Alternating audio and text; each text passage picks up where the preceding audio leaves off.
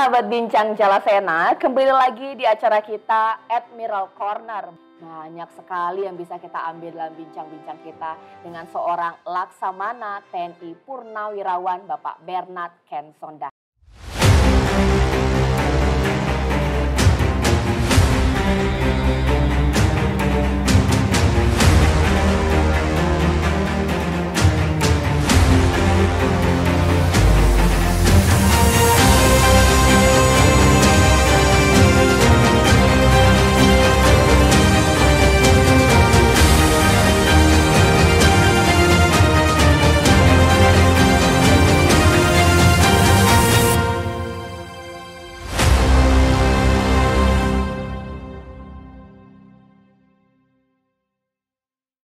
Bapak Ken, apa kabar Pak? Baik. Wah, ini sehat dan segar sekali. Terima kasih loh Pak, kita sudah diterima di rumah Bapak yang nyaman ini Pak. Saya juga terima kasih diberi kesempatan untuk ngomong-ngomong. Pak, apa sih kesibukannya akhir-akhir ini Pak? Tampaknya padat juga ya jadwalnya. Saya sejak pensiun saya cuma kerja. Dan juga mendirikan Institute for Maritime Study, yang mengkaji semua masalah-masalah maritim. Dan kita sudah sampai going internasional ya, sudah pernah di seminar di Jepang, seminar dengan Amerika pernah, dengan China pernah, India pernah. Jadi itu salah satu kesibukan. Tapi saya jarang kalau ke luar negeri, saya kecuali ke Jepang itu saya mimpin sendiri, tapi kalau ke negara lain saya kirim orang aja lah, staffnya. Oke, Pak, Bapak ini jujur nih, saya ini Kasal salah satu yang saya idolakan ini, Oh, terima Pak. kasih. Wah, Terima kasih. tapi saya penasaran, Pak. Seorang Bernard Ken Sondag ini memang dari dulu cita-citanya jadi anggota TNI Angkatan Laut atau kapan, Pak, terbersit cita-cita itu, Jadi Pak? begini ya, pada saat Trikora, ya, kampung saya tuh di Tobelo, Halmahera sana itu adalah pangkalan aju dari TNI Angkatan Laut. Ya, jadi di sana berkumpul berbagai jenis kapal. Nah, kita masih kecil-kecil, SMP ini kita ya datang dengan kole-kole gitu ya, naik ke kapal perang, bawa buah, ya, kita nanti dikasih kabin, dikasih roti, ya. Jadi putar-putar senjatanya. Itu barangkali itu pertama kali membuat mulai tertanam pingin jadi angkatan laut gitu. Kira-kira itu asal muasal begitu. Jadi begitu lulus SMA ya saya langsung mendaftarkan ke angkatan laut. Tapi pertama kali mengenal angkatan laut yaitu pada saat Trikora itu. Jadi berawal dari main perang-perangan terus daftar gitu Pak ya? Ya. Katanya waktu itu orang tua nggak terlalu setuju itu Ya, Bapak memang. daftar. Kenapa tuh Pak? Ayah saya tidak mau saya masuk. Jadi dia mau saya tetap ikut jejak saudara-saudara saya di Manado itu masuk kedokteran. Nah, saya nggak mau, apalagi ya ini boleh diceritain kalau nggak di-cut ya. Ya. Pacar saya diambil sama Peruang Angkatan Laut. Jadi saya mau tunjukkan bahwa saya juga bisa jadi Angkatan Laut. Nah, kira-kira begitulah. Salah satu motivasi lah ya. Oke.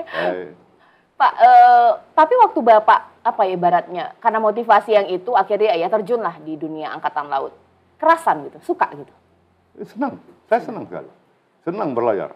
Saya termasuk orang yang senang berlayar. Dan ya, alhamdulillah puji Tuhan saya diberi kesempatan sampai 24 tahun di kapal. Sampai menjadi komandan kapal terbesar yang ada di armada saja, fregat. Apa sih Pak yang momen yang nggak terlupakan berada di kapal, jadi komandan kapal perang lagi. Kalau saya ngebayangin tuh Pak ngeliatin laut aja ini. Kapan daratannya nih Pak seperti apa? Nah, disinilah. Zaman dulu itu kita kapal nggak bisa pasang parabola atau pasang apa. Zaman dulu kita hanya ada tuh kaset ya. Jadi sebelum berangkat kita sewa kaset film. Saya coba bikin belajar 3 bulan atau 3,5 bulan terlama yang pernah saya belajar. Bagaimana supaya anak-anak jangan bosan? Maka saya buat lokal stasiun televisi. Waduh. Di dalam kapal. Di syuting sendiri, kita beli alat kamera. Jadi kita syuting, kita buat acara. Kemudian mulai jam 5 sampai jam sekian pelajaran bahasa Inggris. Nanti ada acara lawakan, anak-anak kapal yang lawakan, ngeband. Terus pokoknya nanti untuk putar filmnya itu jam 8. Ada warta berita juga. Yang dibacakan warta berita adalah telegram-telegram dari komando atas. Ada perubahan-perubahan pejabat itu kita siarkan. Jadi Ada satu, saya ingat sekali acara yang saya bikin lucu itu, bahwa kameramen itu jalan kayak ruangan-ruangan, ada orang yang ruangannya kotor, Ya. atau tiduran gitu ya, jam kerja tiduran, itu nanti disiarkan, orang bisa lihat di TV, gitu loh ya. Wah, ini oknum hari ini, ya, coro, nah, gitu loh. Itu membuat kita nggak bosan. Ya. Mengisi rutinitas ya Pak ya. Ya. Itu bisa berapa lama itu Pak? Karena saya pernah dapat info juga Bapak ada misi, Bapak butuh waktu 23 bulan untuk mengambil kapal dari Belanda, itu sampai anak nggak kenal loh Bapak Iya. pulang. Itu bagaimana? Itu kan dulu kita beli 3 kapal ya, Iya. di Belanda, Fathahillah, Malayati, Nala. Nah, saya beroperasi dari kapal ketiga, Nala. Nah, konsep di Belanda itu beroperasi kapal ketiga, jadi mereka mengenal satu divisi 3 kapal kan. Itu ikut pendidikan mulai kapal pertama. Ya. Nah, waktu kapal kedua datang kru, saya menjadi pembantu, membantu menggait mereka. Ya, karena saya udah ikut kapal ke-1. Nah, itu nanti kapal ketiga pun demikian, baru pulang sama-sama kapal ketiga. Rata-rata tiap kapal itu 7 bulanan. Jadi saya kurang lebih hampir 22 bulan. Terus perjalanan 1 bulan. Ya memang benar yang cerita tadi, saya berangkat, anak saya baru lahir kan. Terus 1 tahun saya di sana, saya diberi izin cuti 2 minggu. Waktu pulang itu, anak itu udah mau sama kita kan. Lari, dia marah, saya masuk kamar, dia marah nih. Om, keluar dari kamar ini. Itulah. Tapi sekarang ibaratnya itu jadi kisah-kisah yang nggak akan terlupakan ya Pak ya. Ya. Dulu kondisi kapal itu seperti apa sih Pak? Mungkin dalam hal alutsista yang ada di sana, atau mungkin fisiknya kapal, fungsinya kapal di era Bapak itu seperti apa? Waduh. Canggih kah? Seperti apa Pak? Saya waktu jadi Kasal, Angkatan Laut kita, kalau boleh saya katakan sudah setengah lumpuh atau hampir lumpuh lah ya. Semua kapal dalam kondisi yang tidak bagus ya, tidak prima lah, ya, apalagi kapal-kapal ex-Jerman Timur. Jadi pada saat saya habis disumpah itu di istana, saya dipanggil presiden masuk ke ruangannya. Ngomong, asal ini saya dengar itu Angkatan Laut ini jadi besi tua semua lah gitu lah ya. Ya benar Bu, tapi masih bisa kita upkan nanti. Ya coba tertibkan itu laut ya, dari ilegal-ilegal itu. Ya, pencurian ikan, kayu, penyelundupan, macam-macam lah. Itu toh, Bu Mega cuma sampai ngomong hanya sepotong itu toh. Jadi saya keluar dari istana itu, sepanjang jalan di kapal saya bilang, loh, tertibkan laut pakai apa? Saya nggak punya apa-apa ya. Tapi ya, langsung saya buat sesuatu. Begitu saya mulai, saya langsung membagi kapal dalam tiga grup ya, patrolling group, battle group, sama supporting group. Kenapa saya bagi begini? Karena uang terbatas. Okay. Jadi saya bilang, untuk kapal-kapal yang patrolling group, yang penting mesinnya jalan, navigasi jalan, komunikasi jalan, dan satu senjata aja kecil dia. Yang lain enggak usah. Karena uangnya nggak ada. Nah, tapi kalau untuk battle group, grup tempur, itu harus full, harus bisa bertempur. Nah, dan supporting group cukup navigasi, komunikasi, mesin sudah, tidak perlu dan lain-lain. Jadi uang itu kita porsikan itu sesuai itu. Itu pun belum cukup. Jadi saya berpikir, kita banyak korvet, kita punya divisi korvet itu 4. Ya. Kapal, PSK 4 kapal. Fregat ada 6 kapal. Ini nggak ada uang. Ya, kapal selam 2. Jadi gini aja, hidupkan salah satu. Kalau 2 kapal, 1 dulu hidup. Atau kalau 4 kapal, 2 kapal dulu hidup. Jadi konsentrasi uang itu tidak bisa semua gitu sekaligus. Kalau memang tidak bisa 2, 1 dulu. Nah, terus kapal-kapal ex-Jerman Timur ini saya bicara dengan DPR. Ini kapal masih bagus. Umurnya kurang lebih sekitar 12-13 tahun. Antara 10 sampai 13 tahun. Yang jelek hanya mesinnya semua. Kenapa? Kapal ini kan di Jerman itu dipakai sebagai hunter killer group. Jadi kapal ini dengan 3 mesin besar itu nunggu di pangkalan. kalau ada deteksi kapal selam, dia keluar yang cepat, menyerang, dia balik lagi. Nah, sehingga mesinnya itu 1000 jam harus diganti. Dan pemakaian bahan bakarnya tua, besar sekali. Satu hari itu bisa 36 ton. Ya, kita nggak mampu, nggak punya duit tiap sekian tahun harus copot mesin, ganti, perbaiki, ganti lagi, itu nggak punya uang. Itu akibatnya nongkrong kapal-kapal itu. Jadi saya bilang sama DPR, kasih saya uang. Saya hidupkan 16 korvet itu. Partim kelas. Satu kapal seharga 2,4 juta US dollar. Hanya ganti mesin tok, kapal ini jadi baru. Saya bilang. Saya memberikan penjelasan bagaimana kondisi Angkatan Laut waktu itu ya. Didukung 100% sama DPR. Ditambah anggaran kasih untuk menghidupkan ini. Nah, ini pertama kali dalam sejarah Angkatan Laut punya anggaran lebih besar dari angkatan lain. Atau dengan kata lain, sahabat Jalasena, di era Pak Ken sebagai Kasal, modernisasi alutsista itu terjadi ya Pak ya, dan dilakukan ya Pak ya. Dan saya bukan cuma itu, dengan anggaran rupiah, saya coba membuat kapal patroli 36 meter buatan Batam pasarkan kita di Tanjung Uban dan Manokwari. Nah, karena supaya murah, kita belum bisa bikin pakai besi. Jadi 36 meter saya bisa bikin 12 kapal. Sehingga saya tidak perlu beli kapal patroli lagi, saya bilang. Dalam negeri kita udah bisa bikin kok. Dan murah meriah. Nah, setelah 12 kapalnya jadi, baru kita meningkat ke kapal besi 42 meter. Yang bisa dipasang peluru kendali. Nah, itu. Dan sekarang sudah berkembang, diterusan oleh adik-adik, sudah sekarang malah KCR sekarang tuh 60 meter kalau salah ya. Dari 42 naik ke 60 meter. Jadi kita mandiri. Dari hanya besi tua, Bapak melakukan modernisasi, senang betul dong waktu itu. Nah, dan kapal ini sudah lama nongkrong ya. Sudah lama tidak berlayar. Tentu moral anak buah turun. Supaya saya untuk menaikkan moral mereka, ini supaya tahu juga adik-adik kenapa dulu saya cat kapal itu loreng. Kenapa? Nah, karena itu tadi, supaya mereka ini anak buah merasa mereka di kapal baru, dengan kecepatan tinggi, warna kapal berubah, ada semangat, maka mereka mengawaki kapal baru. Bukan kita, dan memang di dunia juga namanya kapal-kapal patroli banyak juga yang cat loreng, kalau ada banyak juga gitu. Bukan cuma saya ngarang-ngarang, enggak gitu. Ada tujuannya lah. Kemudian oleh pengganti dicat abu-abu lagi, itu silakan aja. Saya paling tidak tahu bahwa kenapa saya dulu cat loreng. Nomor satu adalah dalam rangka meningkatkan moral anak buah. Karena mendapatkan mesin baru, sistem senjata yang kita perbaiki. Ya oleh sebab itu, 7 bulan setelah saya, bahkan 5 bulan, 6 bulan, setelah saya jadi Kasal, saya melaksanakan latihan besar-besaran di Laut Jawa. Kenapa Pak harus melakukan latihan itu? Menunjukkan bahwa Angkatan Laut itu masih ada. Benar sekali ya. Iya. Show off juga ya. Iya, karena mereka melihat Angkatan Laut sudah mati kan.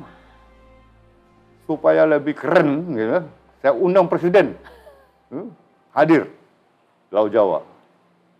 Dulu kita kalau nembak peluru kendali, dicoba, itu 2 tahun sekali satu peluru. Cus gitu. 2 tahun sekali, cus. Gitu. Nah, pada saat saya di Kasal, itu sudah 8 tahun kita nggak buka 6 tahun, kita nggak pernah nembak. Peluru kendali kita, Exocet 38 itu itu sudah expire. Nah, tapi saya bilang, kita coba. Coba, sistem dulu bagus enggak? Bagus. Oke, sekarang rudal itu, kepalanya dilepas, bahan peledaknya diambil, diisi pakai pasir semen. Berat timbang sama enggak?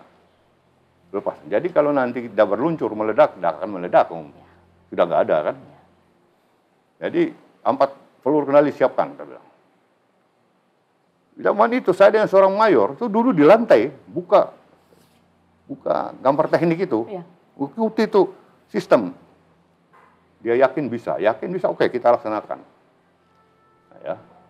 Jadi pada saat Bu Mega lihat, itu action aja lah ya. 4 peluru kendali, 3 meluncur, 1 enggak. Cus. Wah keren banget tuh. Orang biasa cuma 1 jauh lagi nembak di Laut Cina, Laut Selatan, 1 biji 2 tahun sekali. Ini Laut Jawa 3, cup. Meriam, bum. Wah, 23 kapal atau 24 kapal loh. Ada Ibu Mega di atas kapal, pimpinan. Ini kembalinya Angkatan Laut, kata dalam pidatonya Bu Mega. Ini starting point bagi bangunnya kembali Angkatan Laut. Ya, senang saya. Ya, itu terus kita berjuang. Nah, saya melihat bahwa kapal kombatan kita ini dari pengadaan baru tahun 78-79 ini, 2 kapal selam, 4 korvet, 4 PSK ini, 2 mine hunter ini sudah sangat tua. Kita perlu ganti yang baru. Maka saya datangi Bu Mega, Presiden, saya bicara di DPR, akhirnya mereka setuju. Maka kita mulai pengadaan baru dengan 4 Sigma itu. Dari 4 Sigma, dan saya melihat karena perkembangan operasi amfibi sudah berubah, sudah tidak menggunakan LST lagi tapi LPD. Maka saya buat 4 LPD dari Korea. Gitu loh. Landing Platform Dock. Kalau LST itu mungkin satu kapal dia hanya bisa bawa 7 tank dan mungkin 1 kompi barangkali. Untuk 1 batalion pendarat, tim pendarat itu mungkin butuh 5-7 LST.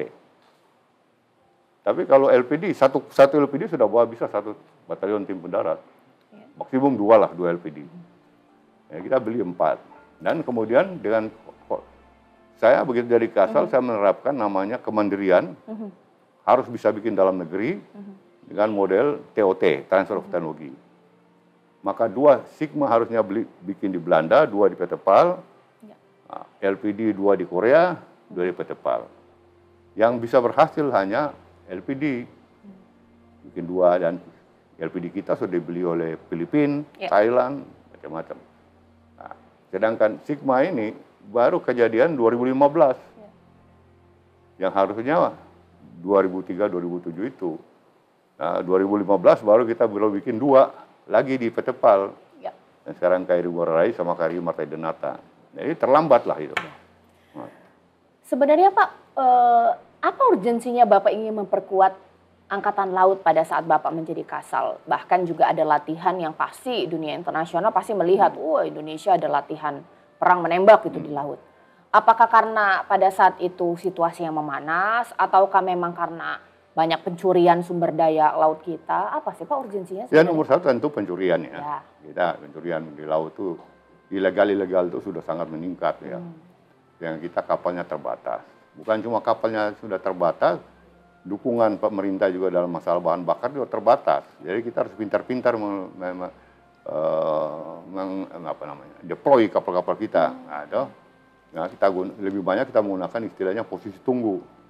Ada kapal udah bisa wurawiri terus gergaji laut, habis bahan bakarnya. Ada nunggu di posisi tunggu tertentu. Kita sudah deteksi bulan ini kira-kira rame cumi itu rame di Laut Banda atau Laut Aru.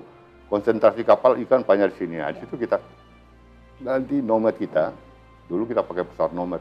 Jadi kita model posisi tunggu, nomad deteksi, langsung menggerakkan kita kapal-kapal itu untuk ke sana. Nah, saya banyak dikritik. Zaman saya Kasal tuh, waduh, Angkatan Laut kena kritik dari DPR terus. Kenapa? Ya, ini Angkatan Laut di mana tidur ini, kok banyak pencurian. Nah, itulah itu. Nah, mereka tidak menyadari itu. Ya, saya selalu bilang kan, laut itu tidak selebar Danau Sunter. Aduh, itu istilah agak nusuk memang Pak. Iya, betul. Benar. Saya akhirnya ajak anggota DPR Komisi 1 naik kapal. Mari saya tunjukkan. Saya nggak usah jauh-jauh, jangan nyumpriuk aja, saya bilang. Nah, lihat lampu-lampu itu. Itu lampu mana yang pencurikan yang mana? Gak bisa bedain? Nggak bisa. Angkatan Laut itu kapal harus datang periksa. Sudah datang periksa, suratnya lengkap. Padahal sudah buang waktu berjam-jam. Buang bahan bakar berapa ton. Itu loh. Itu hanya dimengerti oleh orang yang gak bilang, jangan kita dikritik terus. Bawa ke radar. Lihat ini, spot di radar.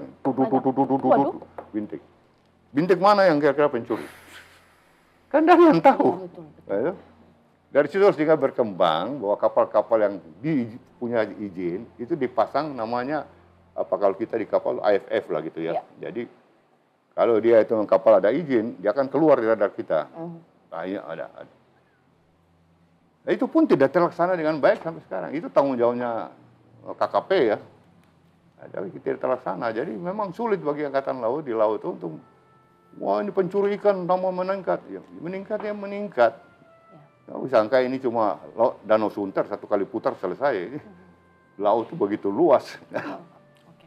Di masanya Bapak ini juga sebenarnya bagaimana sih Bapak memperhatikan mengenai kesejahteraan, Pak? Kita tahu bahwa kadang-kadang kita berpikir ini kalau udah namanya TNI, mikirnya itu udah bukan periuk lagi, Pak. Yang penting udah bela aja lah Indonesia gitu, bela aja NKRI. Padahal kesejahteraan ini penting loh, Pak. Ya, memang. Ya, kita dulu ya, zaman saya Kasal ya, saya punya sumber keuangan itu dari yayasan, ya, Yayasan Bumi Angka.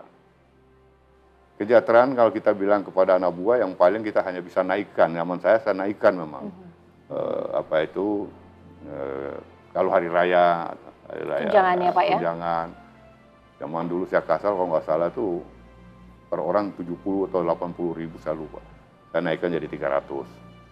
Lalu saya mesti mikir cari duit. Nah, itu cari duit itu ya dari yayasan tadi, dari koperasi. Ya, kita kumpul, kita bisa memberikan kantongan 300 ribu lah gitu lah. Itu satu. Kedua yang mungkin tidak pernah dipikir waktu itu, dan saya dipuji oleh Komisi 1. Pada saat saya bikin kuburan untuk prajurit dan keluarganya di wilayah timur dan di wilayah barat. Di wilayah timur lengkap dengan krematorium dan lengkap. Itu di Juanda kalau di timur, di barat di Jonggol. Nah, sayangnya setelah saya turun dari Kasal di Jonggol ini tidak diteruskan. Baru mulai dibuka lahan, sudah nggak diteruskan. Gitu. Jadi pada saat Pak Siwi jadi Kasal, sehari setelah jadi Kasal berkunjung ke sini, salah satu itu yang saya titip. Nah, kenapa Pak Siwi langsung dalam waktu hanya sekian bulan bisa menyelesaikan Jonggol itu, dan saya bersyukur saya diundang melihat pembangunan Jonggol itu. Jadi sekarang saya bilang sama anggota DPR waktu itu, tentara ini untuk beli rumah tipe 36 saja nggak mampu, bisa. Setelah mati beli tanah 1 kali 2 meter nggak mampu. Setelah itu SBY jadi presiden. Saya masih sempat kumpul dengan Pak SBY 4. Saya bilang sama beliau, kita ini bangga memberikan kesejahteraan pada anak buah dengan rumah ya, bangun rumah Asabri ya. Meskipun sekecil apa rumah itu kan kita kasih listrik. Nah, kan ada listrik, dia mungkin beli kulkas, ya. Dia mungkin beli mesin cuci dan lain. Pokoknya lebih sejahtera lah ya. Saya Kasal, saya bangun rumah kalau nggak salah lebih dari 5.000 rumah lah ya. Surabaya 3.000, Jawa Timur 3.000-an. Dan yang resmi kan Bu Mega. Di Barat juga 2.000-an rumah. Jadi kita sudah berikan kesejahteraan, tapi begitu mereka pensiun, gaji mereka itu sekarang Bintara Tamtama itu saya nggak tahu berapa ratus ribu.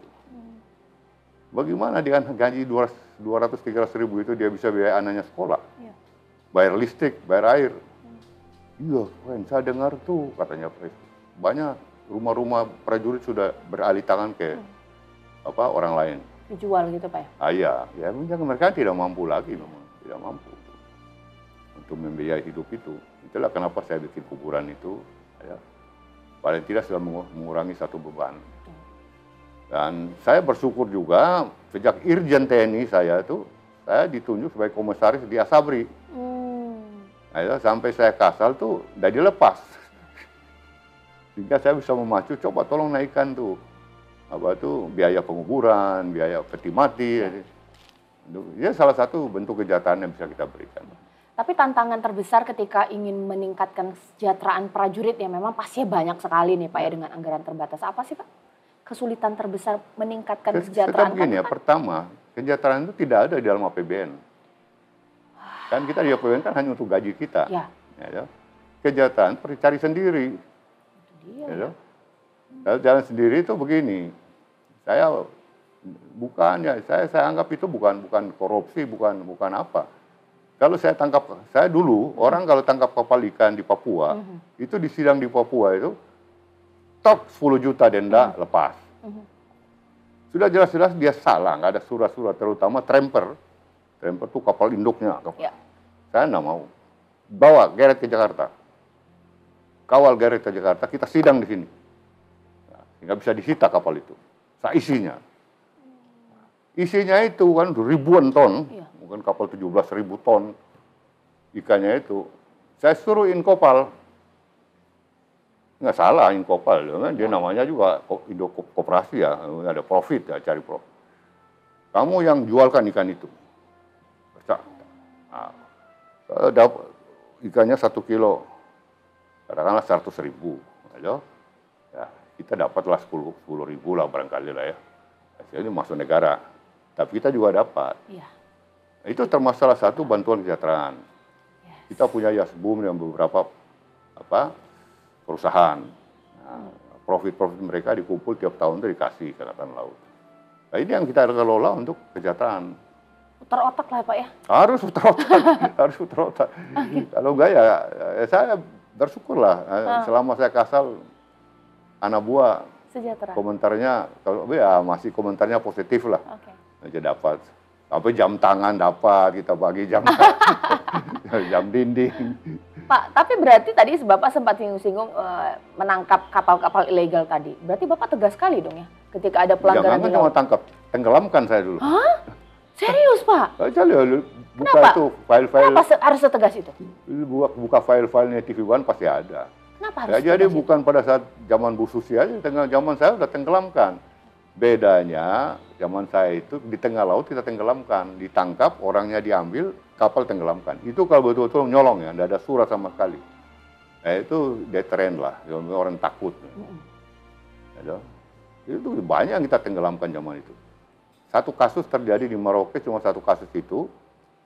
Pada saat kita sudah evakuasi orangnya, ada satu sembunyi di kamar mesin, di kemudi. Kita ditenggelamkan, orang itu mati. Diprotes sama duta besar Cina waktu. Nah, saya nggak pusing, salah sendiri. Itu nggak kelihatan kan, nah, udah dicari ya benar. Sudah disuruh evakuasi, nggak mau ya. Okay. Itu salah satu yang terjadi. Juga Filipina, tapi Filipina bukan korban jiwa. Cuma karena banyak kapalnya dia saya tenggelamkan, duta besarnya datang. Salah satunya duta besar datang ke saya dan memuji dan mendukung saya adalah duta besar Thailand. Waktu itu seorang ibu-ibu ya. Bagus Pak, Bapak tegakkan hukum ini bagus biar nelayan-nelayan saya dari Thailand itu tahu hukum dan banyak nelayan Thailand udah berani lagi masuk Indonesia waktu. Ya. Bapak ini banyak sekali loh, sampai saya bingung mau nanya apa, begitu banyak terobosan yang Bapak lakukan. Kesejahteraan para anggota Angkatan Laut dilakukan, tegas di laut iya. Tapi Bapak juga terkenal, ini cukup apa ya, gaul dengan Angkatan Laut negara-negara tetangga. Jadi Bapak meningkatkan kerjasama dengan Angkatan Laut negara-negara tetangga. Itu kenapa itu Pak? Jadi gini ya, kita juga harus akui ya, kita harus logik, realistis. Kita ini, kekuatan kita ini tidak besar zaman itu ya. Dan ada dua hal yang harus diingat. Kita saat ancaman di laut itu kita lihat common threat atau potential threat ya, atau factual threat. Ancaman terhadap kedaulatan itu potential threat. Ancaman terhadap umat manusia itu common threat. Ya. Kita itu dulu kita. Kenapa? Contoh kenapa saya bikin berubah dari bilateral menjadi multilateral pertama kali itu. Itu terjadi di zaman itu GAM masih ini. Zaman saya ini kan GAM lagi RAM Aceh. Jadi saya mewakili Panglima TNI dalam Chief of Defense Force Asia Pasifik di Jepang. Paparan pertama oleh Amerika, Laksamana Fargo, kedua saya. Laksamana Fargo waktu itu topik dan dia fokus hanya pada Selat Malaka. Ya, ancaman teroris maritim waktu itu. Ya. Dan dia sebut jelas-jelas, kalau Korea Utara itu membawa satu kapal di laut Selat Malaka dan ditenggelamkan di situ, itu sangat mempengaruhi terhadap ekonomi, perdagangan lewat laut. Karena Selat Malaka itu salah satu selat untuk perjalanan lewat laut dari barat ke Asia Timur dan sebaliknya. Nah, giliran saya sepakat ancaman teroris. Tapi bukan karena kapal ditenggelamkan. Ya. Saya bilang, kalau kapal ditenggelamkan, traffic jalan terus.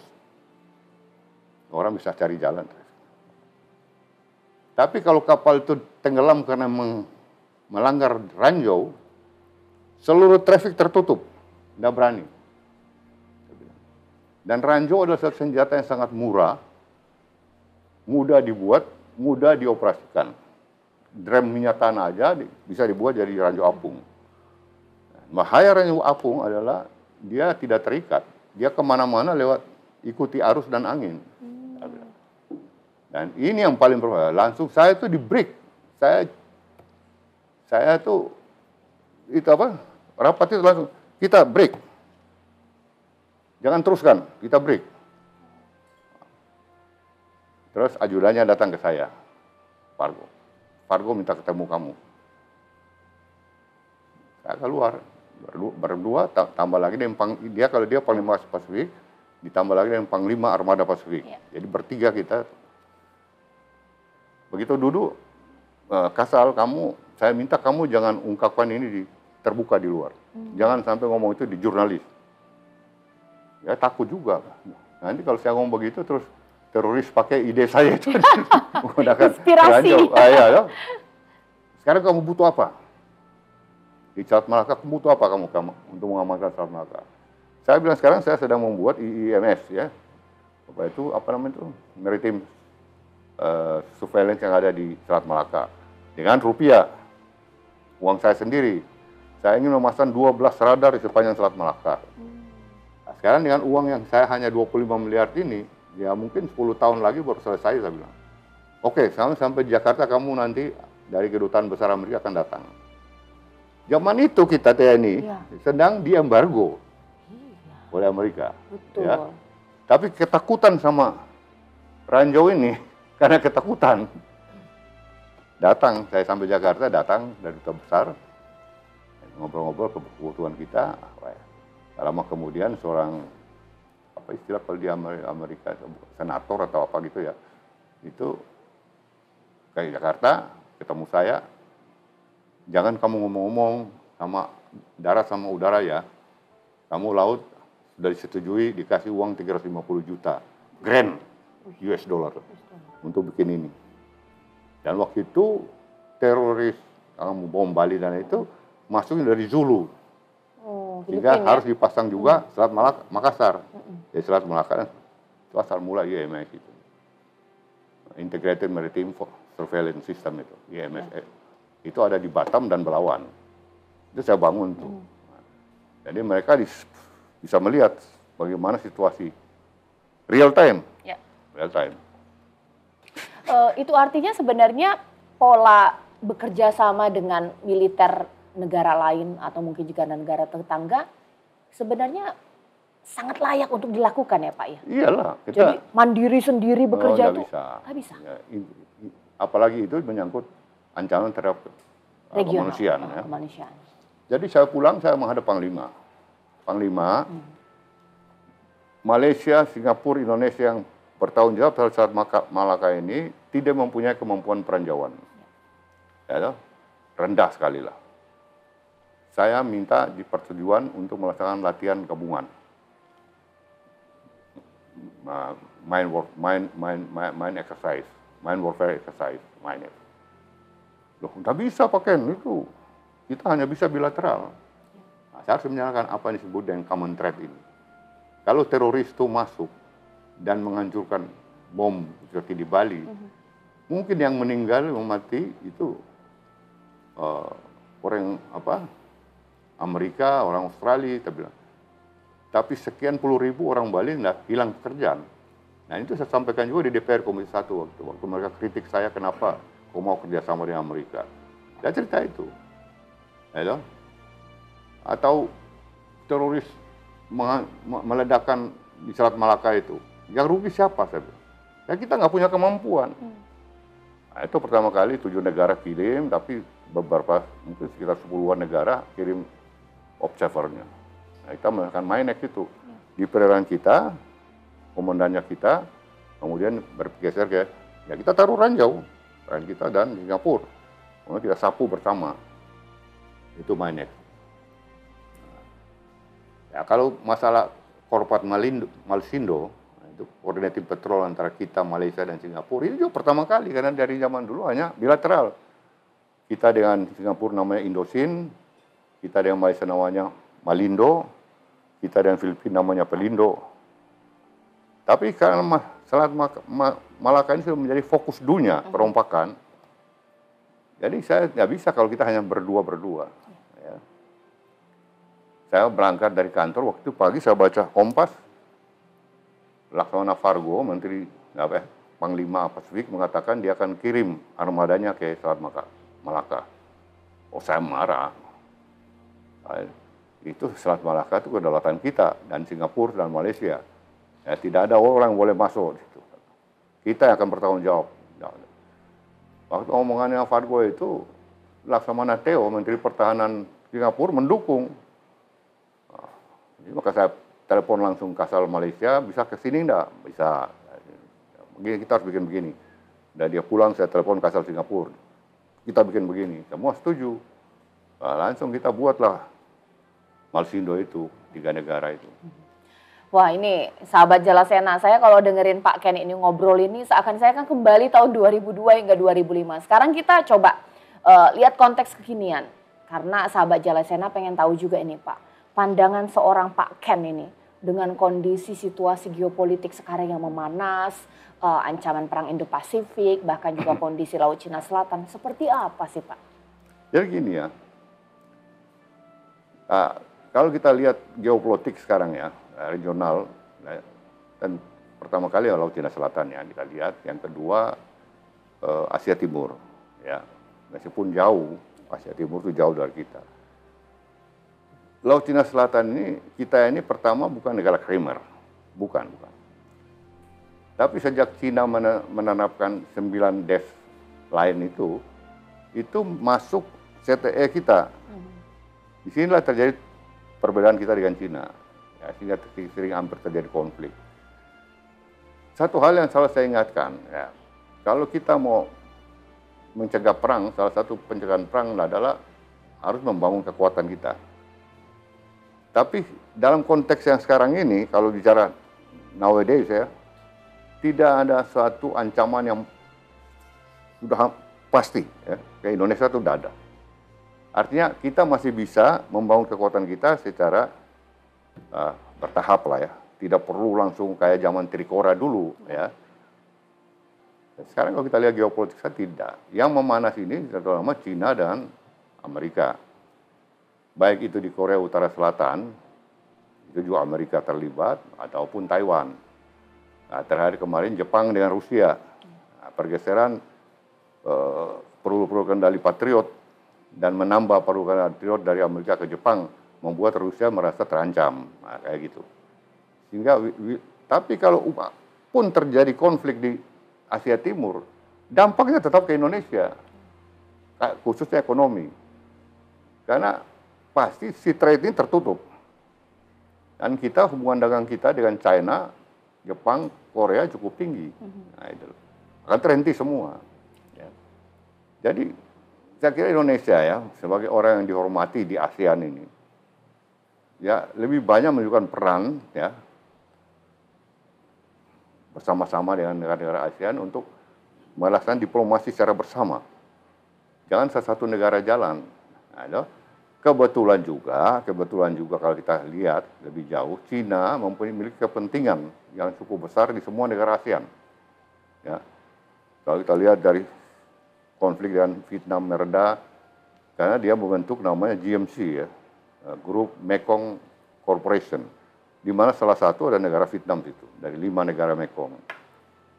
Kemudian dia ada investasi dia begitu besar di Indonesia. Adanya MOU dia dengan Brunei, ya, eksploitasi bersama di laut. Cina membangun, diganti oleh Cina membangun infrastruktur di Brunei. Juga dengan Filipina, membangun infrastruktur Filipina. Jadi semua ini ya, saya kira Cina punya kepentingan cukup besar di ASEAN. Dia tidak akan main-main. Yang perlu kita waspadai adalah pergantian kepemimpinan di Filipina. Ya, masuknya putranya Marcos Bongbong ini yang kita tahu sangat miring ke Amerika. Dengan membuka pangkalan-pangkalan Amerika yang sudah ditutup itu kembali dibuka. Ini tentu akan membuat Cina pasti lebih marah gitu lah kira-kira. Jadi secara geopolitik saya tidak bukan menolak, tapi tidak sepakat kalau bahwa ada ancaman yang mendesak ancaman perang kepada Indonesia dalam waktu dekat. Tidak ya. Nah, Oke. Nah, sahabat Bincang Jalasena juga pasti pengen tahu ini Pak Ken. Lantas dengan kondisi seperti ini, menurut seorang Pak Ken, pembangunan postur kekuatan TNI Angkatan Laut di era kekinian sekarang hingga mungkin 5-10 tahun ke depan tuh sebaiknya seperti apa? ya gini ya, saya kalau boleh minum ya? Boleh Pak.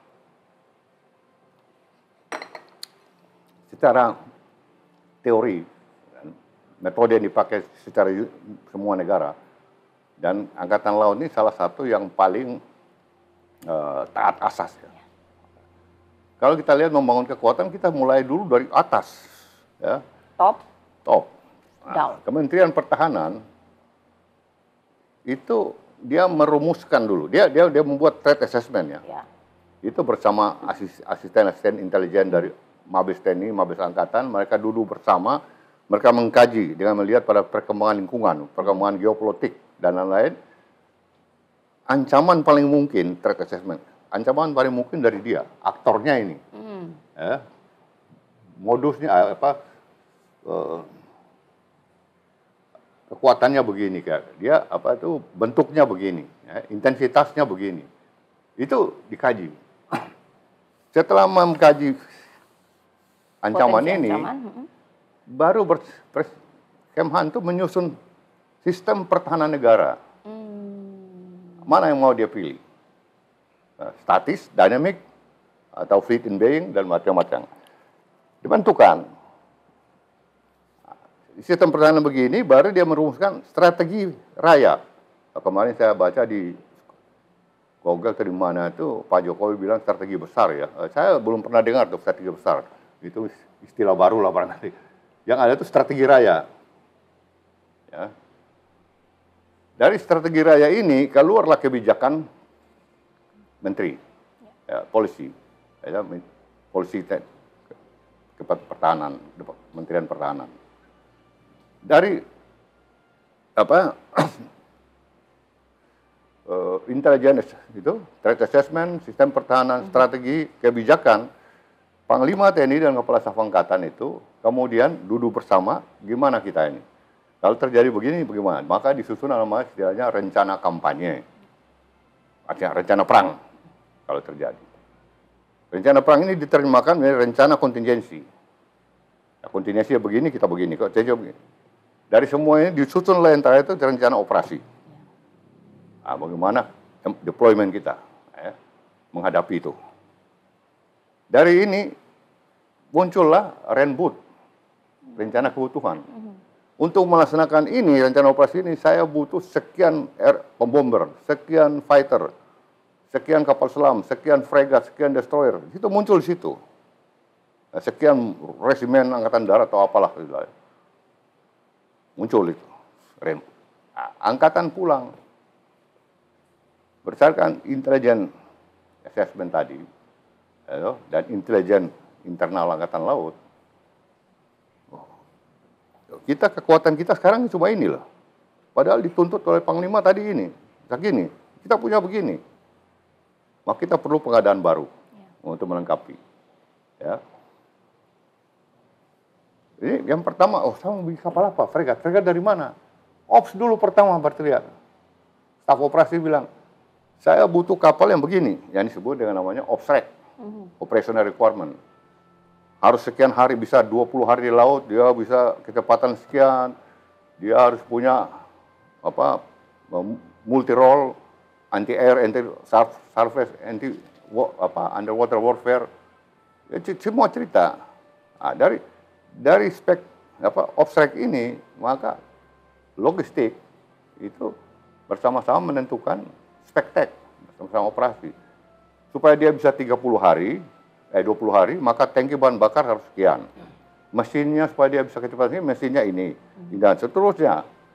Itu namanya spektek, spesifikasi teknis. Dari situ baru rekayasa. Kita melihat di buku ada Gen 5, oh kira-kira mirip ini sama, oh itu. Kita hubungi negara itu. Lalu bersama kita rekayasa, ini gini-gini. Nah, terbentuklah model kapal yang kita mau beli. Nah, gitu. Nah, semua itu masuk dalam satu Renstra 5. Ya. Pertama kali, kalau mau bangun kapal itu, atau pesawat terbang barangkali ya, itu awalnya dari pendidikan dulu. Kita siapkan pendidikan dulu. Pelatihan dan pendidikan ya? Ya, mereka ini akan menyiapkan awak kapal kan, ABK kapal. Jadi pertama dikirim tuh para instruktur, belajar di sana. Dia pulang menyusun kurikulum, menyiapkan buku-buku, ya, mock up, simulator macam-macam. Ya, juga satu tim lagi yang khusus masalah fasilitas pemeliharaan dan perbaikan. Nah, baru dipanggillah kru rekrutmen masuk pendidikan. Jadi pendidikan itu namanya basic teknis dan basic operasi itu diajar di sini. Nah, baru mereka dikirim ke negara mana asal kapal. Di sana juga dia belajar lagi kembali memperdalam basic teknik, basic peralatan. Baru dia ngawaki kapal itu pulang. Itu juga dulu Bapak lakukan ya, bahwa peningkatan kapasitas pengawak alutsista itu penting ya Pak ya? Kita mulai dulu pendidikan dulu. Jadi nggak bisa langsung beli, baru bisa. Nanti kita pendidikan? Nggak boleh? Nggak boleh, kan lain ya. Kalau maaf ya, kalau Angkatan Darat ini kan dia orang dipersenjatai. Iya. Sudah biasa beli bedil terus kasih ke orang prajurit. Ya. Kalau laut kan alut diawaki. Ya. Jadi beda, secara konsep awal, pasti konsepnya udah beda. Nah, itu kita laksanakan waktu ambil Sigma pertama kali saya beli, ya begitu. Kita mulai dari pendidikan dulu. Ya. Dan itu perencanaannya sampai orang pun saya tunjuk waktu itu Laksamana Agus yang kemudian jadi Panglima TNI. Ya kolonel waktu itu. Kamu pulang ke Kolatarma, kamu siapkan ini. Dan dia kemudian jadi komandan satuan tugas di Belanda itu. Ya. Naikkan bintang 1, ya ke sana. Jadi mengikuti semua ini. Gitu loh. Ya. Bukan kita, jadi Angkatan Laut itu tidak mengenal namanya top down. Bottom up. Bottom up. Ya betul, dari hulu ke hilir ya Pak ya. Dan kita sudah kejadian ini sudah berkali-kali. Ya toh, top down yang kita enggak, loh tiba-tiba 39 kapal dari Jerman datang. Kita enggak siap sama sekali. Akibatnya kapal rusak itu. Ya. Banyak kita juga Angkatan Laut sudah mengalami 2 kali paling tidak embargo ya. Contoh, ada yang mengatakan, zaman Bung Karno juga dulu beli barang bekas. Beda. Situasi zaman Bung Karno itu kita sudah siap perang. Kita mau berperang. Kalau mau berperang mesti nunggu pembuatan 5 tahun, 4 tahun ya udah keburu. Ya sudah borong yang ada aja. Nah akhirnya Belanda kan takut. Berhenti. Meskipun barang bekas. Tapi kan keren. Kapal selam 12 waktu itu. Destroyer 8. Ada battle cruiser Irian. Takut juga. Gitu. Kita perlu nggak kayak gitu sekarang? Ya, kalau ada duit kita perlu. Nggak perlu. Kita kapal selam sekarang baru sisa 4. 3 baru, 1 lama. Sudah disetujui, sudah blue-book, sudah keluar uangnya. Tinggal kontrak meneruskan pembuatan dari PT PAL yang sudah mulai dari 1 kapal kemarin. Dibatalkan. Ya, jadi Renstra itu pertama kali dibuatkan mulai 2009. 3 Renstra untuk mencapai minimum essential force itu. Istilah itu mereka. 2009, 2014, 2019, 2024. Kita sampai Renstra 2 saja, itu lumayan bisa berhasil cukup bagus Angkatan Laut karena konsisten dengan menghasilkan 2 PKR atau kita bilang fregat ringan ya, dari Ngurah Rai sama Martinata, dan Angkatan Laut juga bisa 1 kapal selam. Dan itu masuk dalam perencanaan. Nah, berikutnya Renstra 2019 ini ke 2024 sudah turun anggaran. 3 kapal selam dan 2 PKR itu meneruskan Ngurah Rai dan Martinata. Duit sudah ada, sudah semua dibatalkan. Jadi Rencana Angkatan Laut yang 2019-2024 tidak tercapai. Ya, dua OPV korvet kita yang dari Lampung, saya nggak tahu sekarang sudah sampai di mana. Tapi sampai tahun lalu sudah 5 tahun loh. Dia jalan-jalan. Ya. Mudah-mudahan menjadi masukan ya. Ya. Pak Ken, ini sampai saya terbuai ini Bapak menjelaskan ini, saya flashback ke dulu, lihat sekarang, ini banyak sekali. Mungkin terakhir ini untuk sahabat Bincang Jalasena. Apa ini Pak lantas pesan Bapak untuk generasi sekarang ini? Ya sekarang itu memang kondisinya berbeda, tantangannya makin berat. Ini seperti apa Pak? Kalau pesan saya begini ya, kalau kita mau maju Angkatan Laut ya, adik-adik, jangan terlalu suka berubah. Ya, kalau sudah arahnya sudah kita tentukan oleh ganti pejabat ya diteruskan aja, jangan rubah lagi. Ya, bahwa perlu ada penyesuaian, tindakan penyesuaian. Ya sedikit-sedikit saya boleh, jangan balik kanan. Kalau balik kanan tidak pernah sampai kita di sana. Ya, jadi kalau mau ditanya, bila perlu panggil undang para mantan atau para pejabat yang berkaitan.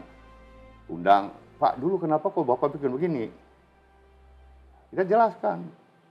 Kalau masih relevan, teruskan. Nah, kebiasaan kita, yang sampai saya ini apa ini sudah budaya atau culture mulai bukan cuma di militer ya, kita di sipil juga. Ada ganti pejabat, ganti kebijakan itu loh. Dan saya ini kan kerja di swasta, berurusan dengan kementerian. Nah, saya tahu menteri 3 bulan ganti sudah lain lagi. Menteri, berikut lagi menteri baru sudah lain lagi. Jadi kapan kita bekerja kalau begini? Jadi pesan saya kepada adik ya tolong konsisten. Ingat nomor 1 dari asas perang kita adalah teguh pada tujuan. Nah kita selama ini nggak teguh pada tujuan.